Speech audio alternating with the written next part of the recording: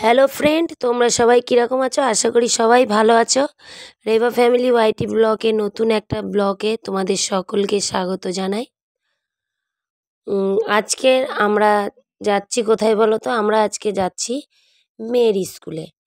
তো মেয়ের স্কুলে আজকে বই খাতা আর ড্রেস দেওয়ার কথা ছিল, ওই কারণে মেয়ের স্কুলে আমরা যাচ্ছিলাম।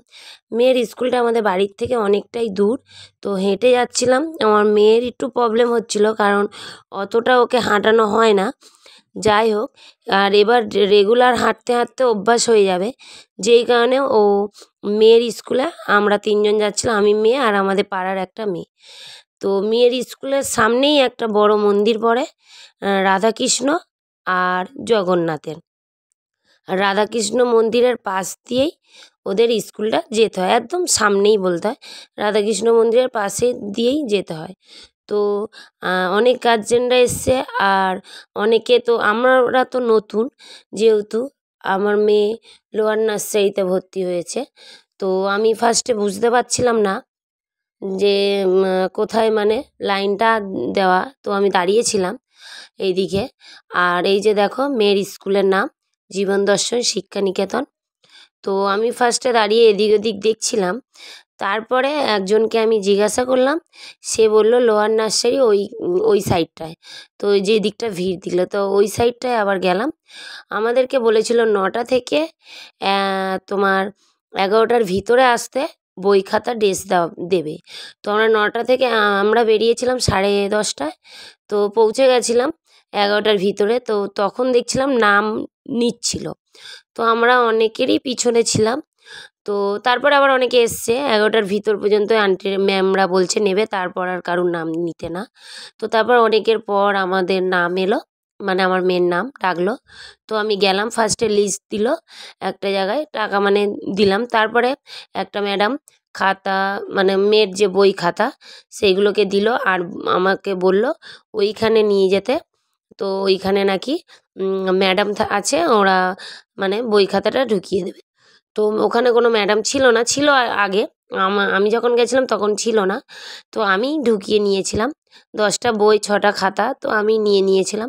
আমি তাও একটা বাড়ির থেকে ব্যাগ এনেছিলাম, কিন্তু স্কুল থেকে একটা ব্যাগ দিয়েছিল, আর স্কুলের মানে নামটা আছে ওই ব্যাগের মধ্যে, মানে ব্যাগ দিয়েছিল, তো ওই ব্যাগের মধ্যে বই খাতা ঢুকিয়ে আমি নিয়েছিলাম। তারপর এক এক করে আমার পাস আর রুমাল আর ব্যাগটা আমি নিয়ে একটা ম্যাডামকে আমি জিজ্ঞাসা করব যে ওই মানে ড্রেস কোথায় দিচ্ছে, কারণ নতুন এবছরও, যে কারণে ড্রেসটা কোথায় দিচ্ছে। তো বললো 3তলায়। তো আমি উপরে উঠে যাব, মেয়েকে নিয়ে আমি উপর দিকে চলে যাব মেয়েকে ডেকে। তো ড্রেস বই খাতা নেওয়া, মানে বই খাতা তো ফার্স্টেই নিলাম, তারপরে ড্রেসটা নিলাম, সেটা তোমাদের দেখাতে পারিনি, কারণ ওই টাইমটায় তো আর ফোনটা আমি নিয়ে যেতে পারিনি, বোনটা ছিল এই বোনটার হাতে। তো তারপর আমরা ঝালমুড়ি দোকানে এসেছিলাম, বলছিল নিমকি মাখা খাবে, তো নিমকি মাখা খাবে বলে ওই জন্য নিমকি মাখা আমরা কিনছিলাম। কিন্তু আমার মেয়ে নিমকি মাখা খায়নি, তো আমি আর এই বোনটা নিমকি মাখা খেতে খেতে আসছিলাম। আর এইদিকে আমার মেয়ে, তার আগে একটা মামির সঙ্গে দেখা হয়েছিল, ও জল খাবে বলছিল, জল আর জেমস দিয়েছিল, ও জল আর মানে জেমসটা ও খেতে খেতে আসছিল, আর আমি আর ওই বোনটা নিমকি মাখা খেতে খেতে মানে বাড়ির দিকে ফিরছিলাম। তারপর আমরা বাড়িতে চলে এলাম, মানে হাঁটতে হাঁটতেই, রেগুলার হাঁটতে হাঁটতে মানে হাঁটা যখন স্টার্ট করব, মেয়েকে স্কুলে নিয়ে যাব, তখন আর অতটা অসুবিধা হবে না। যাই হোক, বাড়িতে চলে আসলাম। আমার মেয়ে তো নতুন বই দেখার ইচ্ছা খুব, ওই কারণে বইগুলো তোমাদেরকে দেখাচ্ছে ও খুলে, আর তারপর একটা একটা করে বই তোমাদেরকে দেখাবে। আর মজা পেয়েছে খুব, নতুন বই একটা আনন্দ আলাদা। আর বাচ্চাদের বইগুলো সত্যি ছবিগুলো এত সুন্দর দেয় যে দেখে পড়াতে ইচ্ছা করে।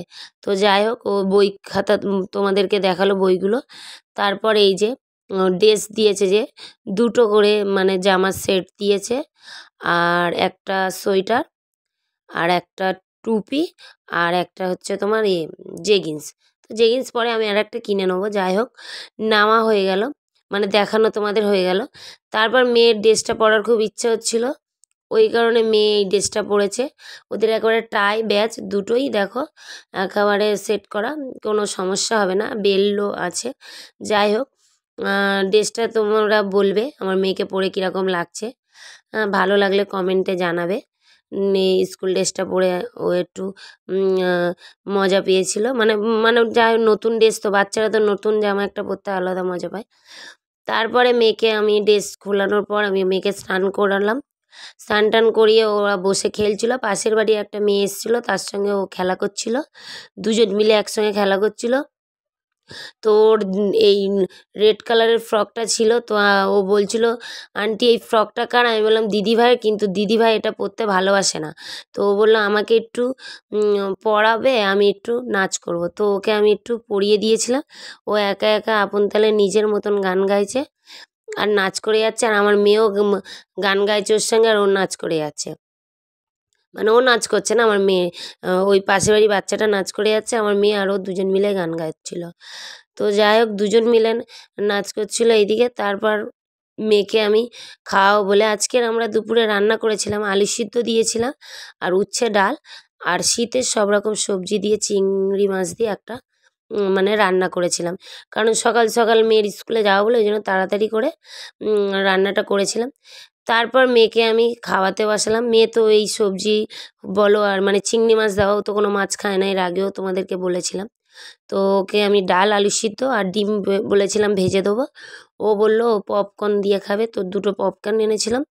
ওই বাচ্চাটাকে ভাত খাওয়ার কথা বলেছিলাম, ও খাবে না ভাত। তো যাই হোক, মেয়েকে আমি ভাত খাওয়াচ্ছিলাম আর ও এইদিকে পপকর্ন খাচ্ছে।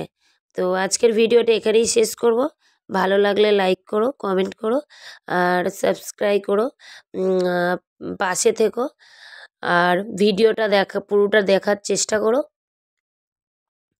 আবার তোমাদের সঙ্গে দেখা হবে অন্য একটা ব্লগে।